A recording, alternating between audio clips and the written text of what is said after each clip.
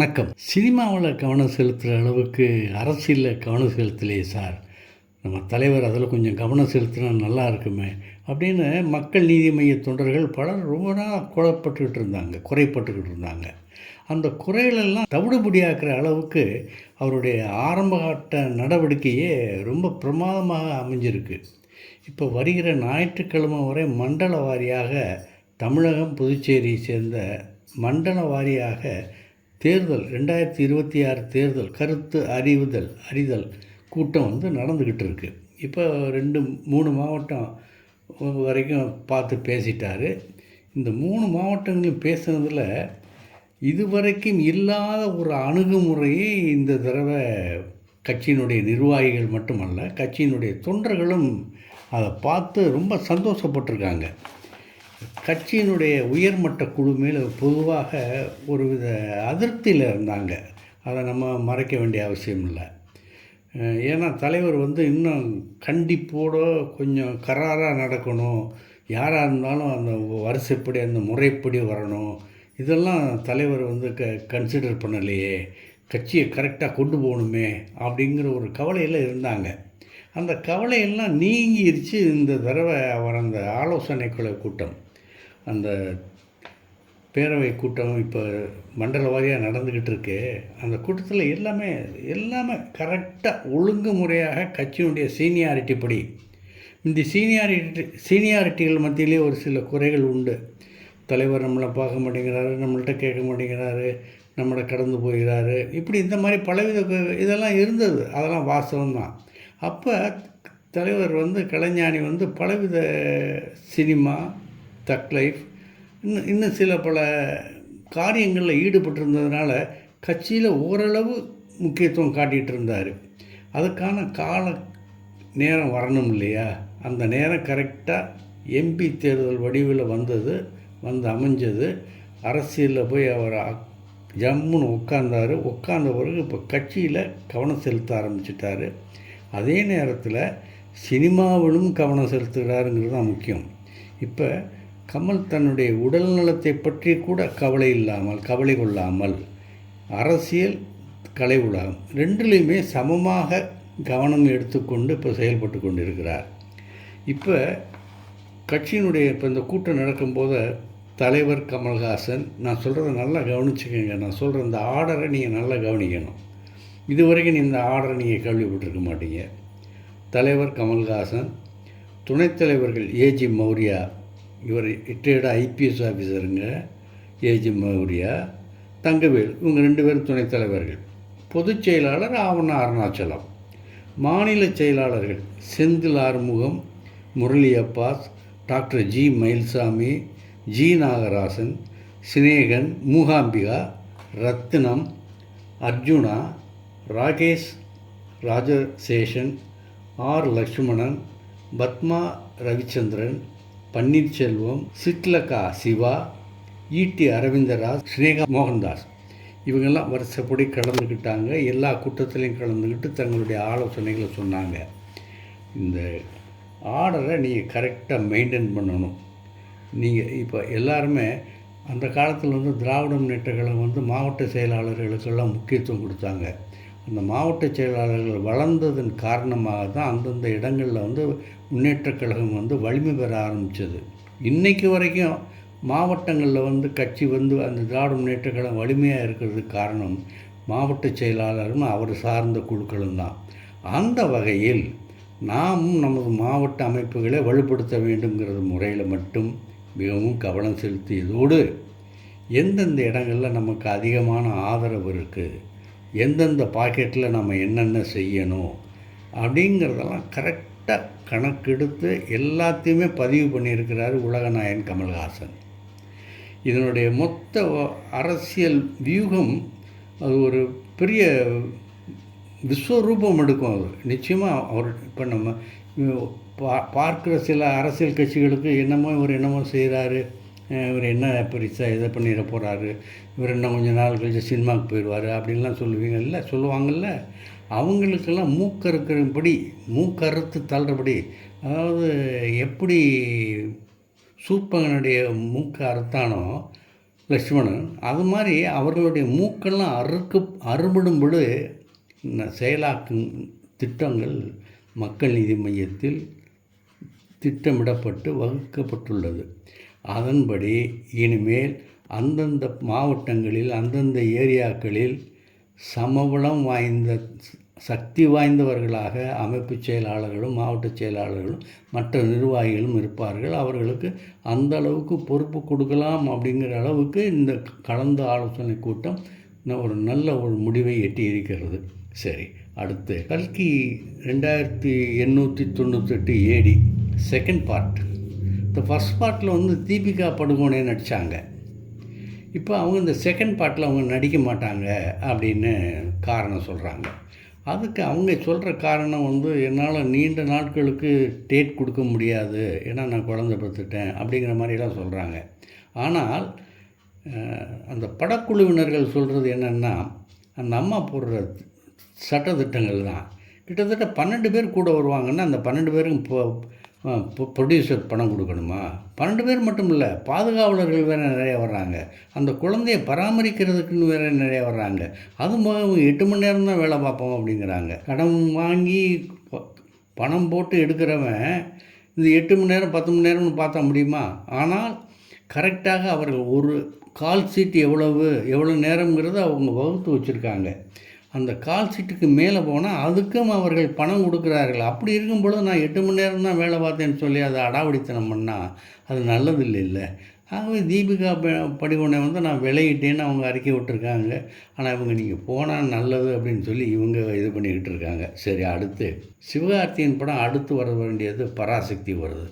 இந்த பராசக்தி வந்த பிறகு அதுக்கு அடுத்த படம் யாரோட கூட்டு சேர்றாருன்னு சொன்னால் ஏஆர் முருகதாஸோட கூட்டு சேர்றார். சிவகார்த்திகேயன் ஏஆர் முருகதாஸ் மறுபடியும் கூட்டு சேருகிறார்கள்.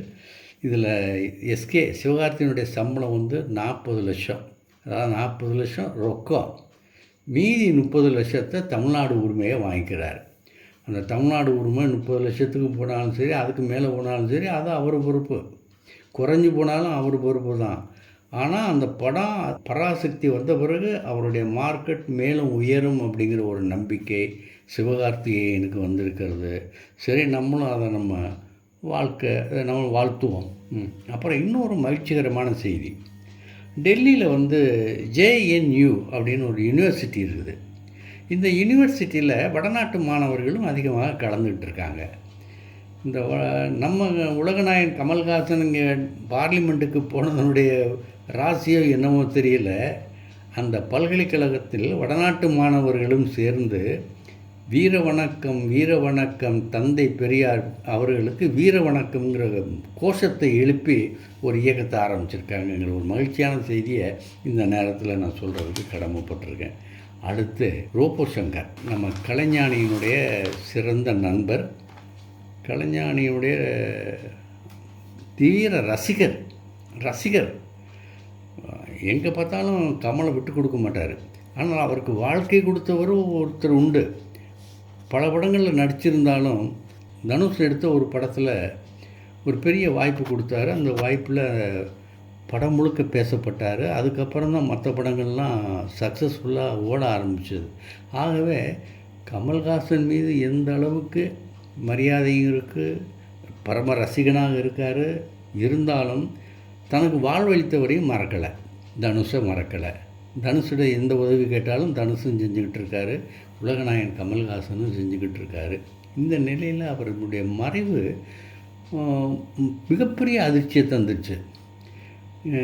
நேற்றெல்லாம் பார்த்திங்கன்னா அந்த அம்மா அவருடைய மனைவி பிரியங்கா இருக்காங்களே, காதல் கல்யாணம், அவங்க ஒரு டான்ஸர். இவர் மதுரைக்கு வந்த இடத்துல, அந்த அம்மா வந்த இடத்துல நான் உன்னை காதலிக்கிறேன், உன்னை தான் கல்யாணம் பண்ணுவேன் அப்படின்னு சொல்லி விடாப்பிடியாக சொல்லி தன்னுடைய காதலை வெளிப்படுத்தி அந்த அம்மாவின் கரம் பிடித்தார். இதுவரைக்கும் எந்த விதமான விவகாரமும் இல்லாமல், எந்த விதமான விவாதத்துக்கும் இடமில்லாமல் அவர்கள் வாழ்க்கை மிகவும் சீராக போய் கொண்டிருந்தது. அன்பு தம்பதிகள், ஆதர்ச தம்பதிகள், வாழ்க்கையில் இப்படி தான் இருக்கணும் கணவன் மனைவின்னு சொல்லக்கூடிய அளவுக்கு அவர்கள் வாழ்ந்து காட்டினார்கள். அதனுடைய எதிரொலி இன்றைய இறப்பில், நம்ம ரோபோ சங்கரனுடைய இறப்பில் வெளிப்பட்டது. சகலத்தையும் இழந்துட்டார். நாளைக்கு நம்ம நெத்தியில் குங்குமம் வைக்க போகிறதில்ல, தலையில் பூ சூட போகிறதில்ல. தமிழக வழக்கப்படி நம்ம எதையெல்லாம் கணவனை இழந்தவர்கள் இழக்கணுமோ அதெல்லாம் இழக்கப் போகிறார்கள். அது இன்னொன்று எனக்கு ஒரு ஞாபகம் வருது, இந்த நேரத்தில் அதை சொல்ல கடமைப்பட்டிருக்கேன். ஒரு பிரபல பின்னணி பாடகி, முற்போக்கு சாதியைச் சேர்ந்தவர், அவருடைய கணவர் தற்கொலை பண்ணிக்கிட்டார். அந்த தற்கொலை பண்ணதுக்கப்புறம் அந்த அம்மா அதை பற்றி ரொம்ப கவலைப்பட்டதாகவும் தெரியல. கணவனை இழந்த அந்த சூழ்நிலை கூட அவர் வெளிப்படுத்தலை. அதே மாதிரி நம்ம பின்னணி பாடகி எஸ் ஜானகி இருக்காங்க பாருங்கள். அவங்க கணவன் இறந்த பிறகு நெத்தியில் அவ்வளவு அகலமாக பொட்டு வச்சுருப்பாங்க, சிவப்பு பொட்டு, குங்கும பொட்டு. அதை அழிச்சிட்டாங்க, அதை வைக்கிறதில்ல. வெள்ளை புடவை அதோடு வாழ்ந்து வந்தாங்க. இவங்க இப்படி இருக்காங்கன்னா, சுசிலா அவங்க கணவன் இறந்த பிறகு அவர்கள் ஒப்பனைகள் எந்த விதமான மாறுதலும் செஞ்சுக்கல. தலை நிறைய டை அடிச்சுக்கிட்டாங்க, பொட்டு வச்சுக்கிட்டாங்க, ஒரு மங்களகரமாக வாழ்ந்தாங்க. ஆக இரு தரப்பு வெவ்வேறு கருத்துக்கள் கொண்டவர்களாக இருந்தார்கள் பெண்கள். இதை வரவேற்பதா வெறுப்பதா அப்படிங்கிறதெல்லாம் இங்கே பேச்சு, இங்கே விவாதத்துக்கு இல்லை. இப்படிப்பட்டவர்கள் மத்தியில் நேற்று ரோபோசங்கருடைய சடலம் எடுத்து செல்லப்படும் பொழுது, வீட்டிலிருந்து எடுத்து செல்லப்படும் போது பிரியங்கா தன்னை மறந்து டான்ஸ் ஆடுறாரு. எது நீங்கள் நம்ம லோக்கலில் சொல்லுவோம்ல, குத்து டான்ஸ் ஆடுறாங்கன்னு, அந்த மாதிரி டான்ஸ் ஆடுறாரு. தன்னை மறந்து டான்ஸ் ஆடுறாரு. காரணம், அதாவது தலையில் இந்த இறந்து போனோடனே அந்த பெண்களுக்கு சில சடங்குகள்லாம் செய்வாங்க. தலை நிறையா மல்லிகைப்பூ வைப்பாங்க, நெத்தி நிறைய குங்குமம் இதெல்லாம் வச்சு சில சடங்குகள்லாம் செய்து அப்புறமேல இந்த வளையலை உடைக்கிறது, இந்த மாதிரி சில சடங்குகள்லாம் நடந்துக்கிட்டு இருக்குது. தமிழ்நாட்டில் நடந்துக்கிட்டு இருக்குது. இன்னும் எத்தனை பேர் இது ஒழிக்க வரப்போகிறாங்களோ தெரியலை. அது நடந்துக்கிட்டு இருக்குது. அதே மாதிரி தலையில் பூ வச்சோடனே அந்த அம்மா கதறாங்க. இந்த மல்லிகைப்பூ மனம்னா சங்கா உனக்கு பிடிக்குமே அப்படின்னு அவங்க அழுது புலம்பும்போது அதை பார்த்துக்கிட்டு இருந்தவர்களாம் கலங்கி போனாங்க. நெஞ்சு கலங்கி போச்சு. அத்தனை பேருமே கலக்கம், இப்படி பேசுது அப்படின்ட்டு.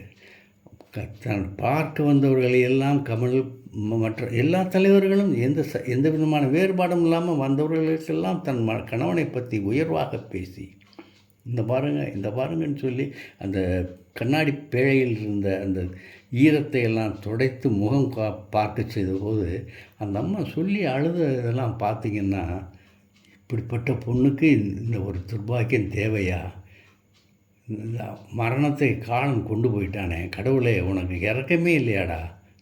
எத்தனையோ குடிகாரன் எப்படியோ வாழ்ந்து எவ்வளவோ இன்னும் வாழ்ந்துக்கிட்டு இருக்கான். குடிச்சு குடலே இல்லாமல் போனவன்லாம் இன்னும் வாழ்ந்துக்கிட்டு இருக்கான். திருந்தி வாழ நினச்ச ஒரு மனுஷனை அநியாயமாக கொண்டு போயிட்டியடா கடவுளை, நீ ஒரு கடவுளா அப்படின்னு கடவுளை திட்டாதவர்கள் இல்லை. நேற்று அந்த அம்மா அந்த டான்ஸ் ஆடும்போது சிலர் அதை கிண்டல் கூட பண்ணாங்க. அதை நான் வெளிப்படையாக நான் கேட்க முடிந்தது. புருஷன் போயிட்டு அந்த பொண்ணோட சந்தோஷமாக ஆடுதுடையா, இது என்னையா அநியாயமா அப்படின்னு பேசுகிறான். அது கணவனுக்கு செய்யக்கூடிய அது கடமை. கணவனும் மனைவியும் மேடைகளில் எத்தனை மேடைகள் ஆடியிருக்காங்க தெரியுமா? எத்தனை மேடைகளில் சந்தோஷமாக ஆடி பாடி இருக்கிறாங்க தெரியுமா? அதனுடைய வெளிப்பாடு அது. இப்படியெல்லாம் நான் ஆடினேன்னா இனிமேல் நான் எங்கே போய் யாரோட ஆடுவேன்? ஆகவே நான் உன்னுடைய பணம் புறப்பட்டு செல்லும்போது நான் ஆடுறேன் நான் அப்படின்னு சொல்லி அந்த அம்மா ஆடினது. வணக்கம்மா, வீர வணக்கம்மா உனக்கு.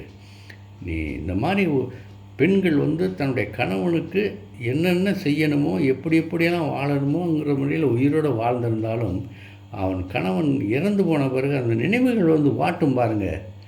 அந்த அதனுடைய வழி அந்த பொண்ணுக்கு தான் தெரியும்.